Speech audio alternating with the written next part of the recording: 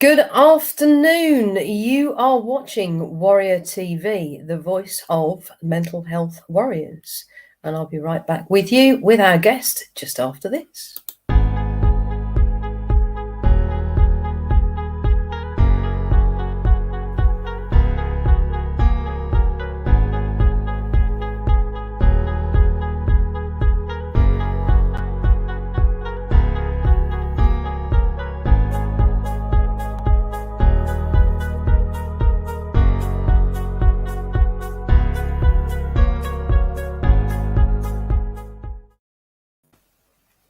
Good afternoon. I'm Kerry, Burr, the Human GPS, and I'm Master Coach and Hypnotherapist. And we are joined on Warrior TV today by David, who is joining us all the way from China. Welcome, David.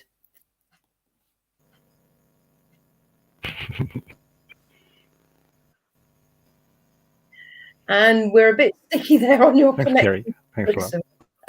Okay. David. Internet's not great in China. Oh, bless you. Yeah.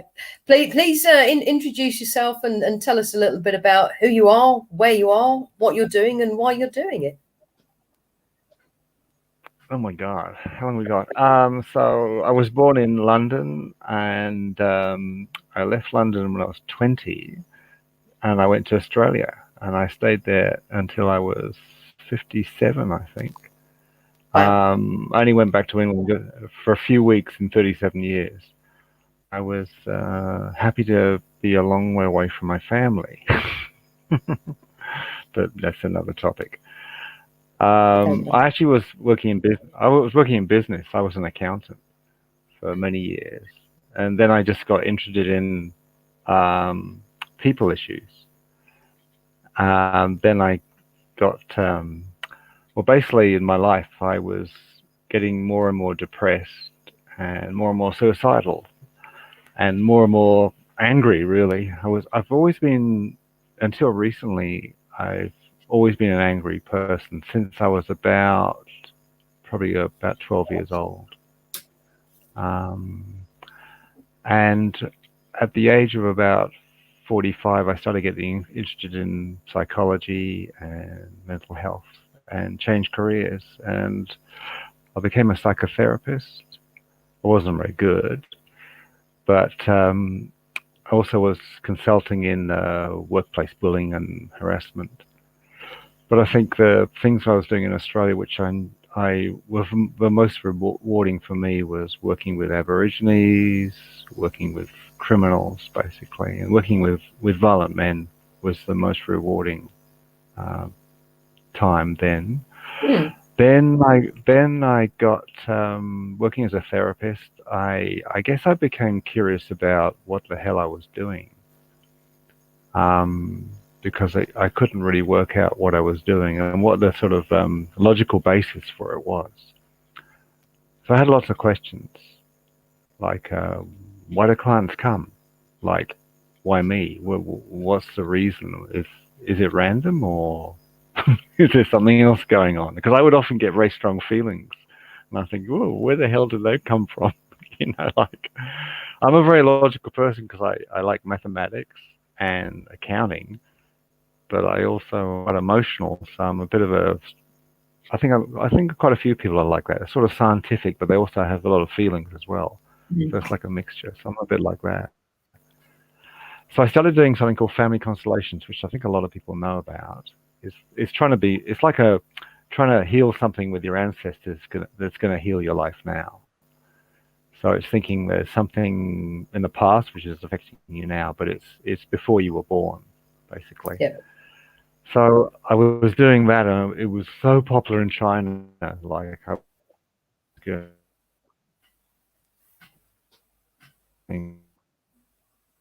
work and traveling around China doing that. They love it because, like a lot of cultures, they love anything to their ancestors. Being more depressed, more angry, my relationships. And people would come to shop and they would ask so many questions like, why do I come to your workshop and then I get a headache? Or, I haven't felt good after your workshop, but I see my mother in a different light, but why do I feel so bad?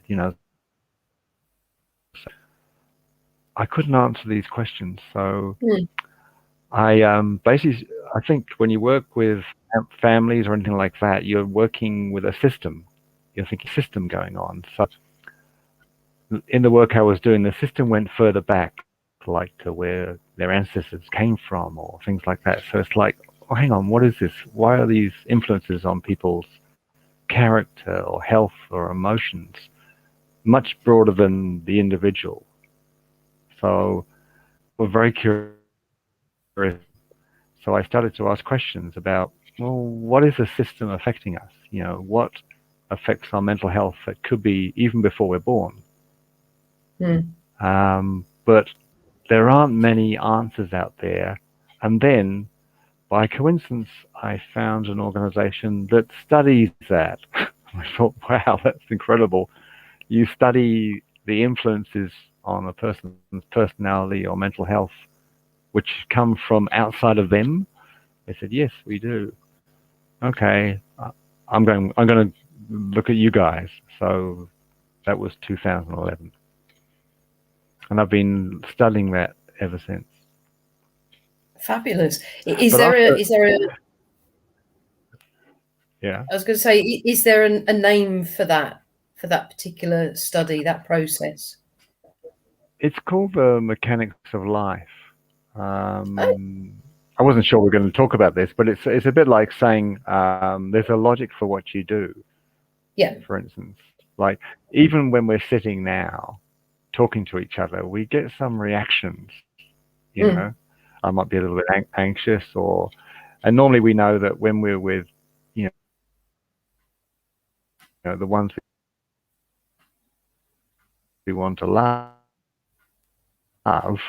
we get the strongest reactions often. You know, like you want a certain thing to happen a certain way, and it does, and then oh shit, you know, why didn't it happen that way? Or you can't stop yourself saying things sometimes. It's like a force. It's like, why did I say that? Oh my god, you know, like, you know, where do they come from?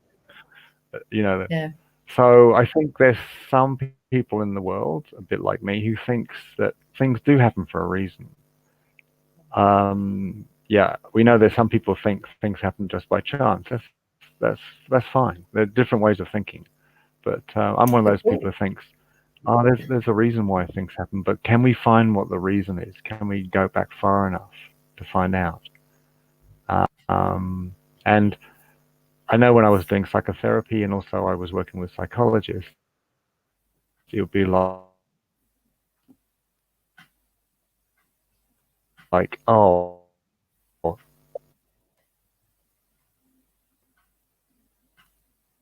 you know, they'd look like something. But then it's interesting if you ask another question to say,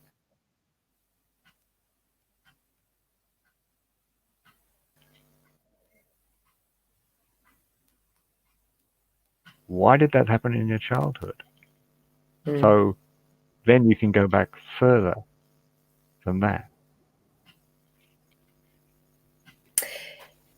Yes, I find all of this early life,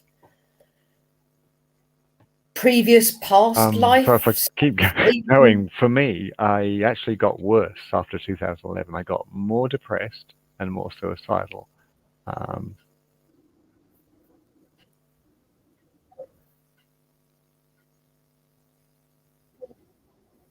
Yeah, I think there's a delay from your end to my end, and you do keep freezing a little bit, but we're doing all right at the minute. We're doing all right at the minute. Yeah, I was going to say I do find this, you know, what happened in Sorry about that.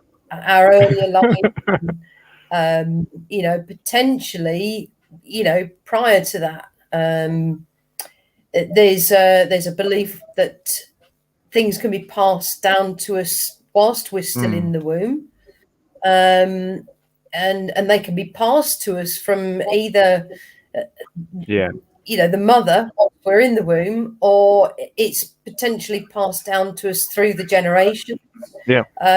Indeed, from past lives, you know, as a master NLP practitioner and coach, I have to keep an open mind on all of that.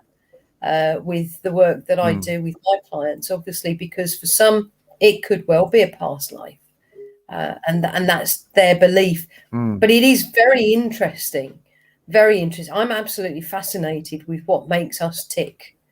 You know, why we think the way that we do, why we say the things that we do, why we behave the way that we do, even, you know. It's very interesting, very interesting. That's right. Why do we like certain things and not like other things? It's fascinating, isn't it? Absolutely. Yeah, so that's sort of what I'm studying, which is fascinating. And I think so basically what happened to me is that it's a strange thing. If you say something like out loud, like, oh, you know, I want to find out why something happens to me. It seems like if there is like a calculation or a system operating,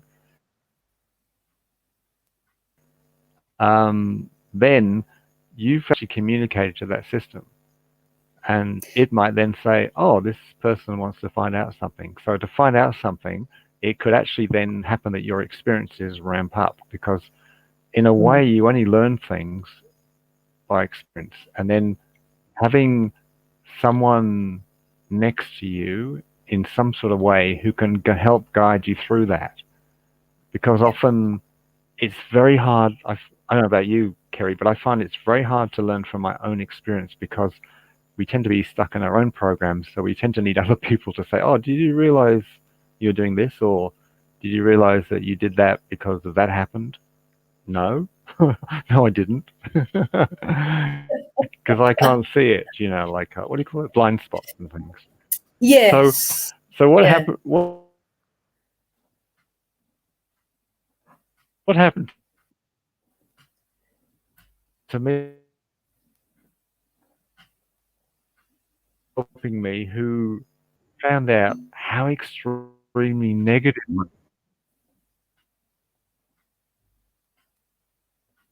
I was. I was so negative, but I didn't realize I was. I think, yeah, that certainly does happen. It's you know, it's certainly something that I've been through, and it took. I love our delays. They're quite exciting. Yeah. Yeah. You're absolutely right, though. Sometimes it does take Good somebody. Sometimes it does take somebody looking in from the outside to point those things out to us, and even then, sometimes we may not even see it. It depends on how open our minds are to accepting those things, and then actually looking at them and seeing them. These days, I find that I'm a lot more aware of what I'm thinking, how I'm feeling, what I'm saying, how I'm saying it, and I'm aware of what I'm doing, and I'm aware of whether or not it's working. And if it's not working, I can look at it, and I'll take a step back and go, okay, why isn't this working? What am I doing, or what am I not doing to make this work? And even then, sometimes it still takes somebody else looking in from the outside to have a look at it and give that objective opinion.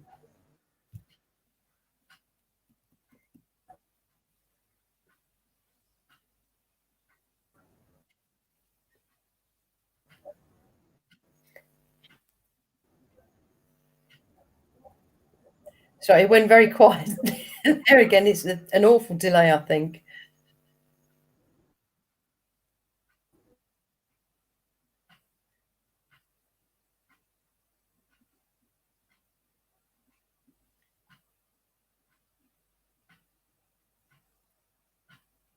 And David's absolutely frozen, and it's gone really, really quiet this end. He's possibly hearing me from a delayed point of view there. So hopefully David will come back to us in a few moments. But yeah, if you're watching this, let us know in the comments what you think.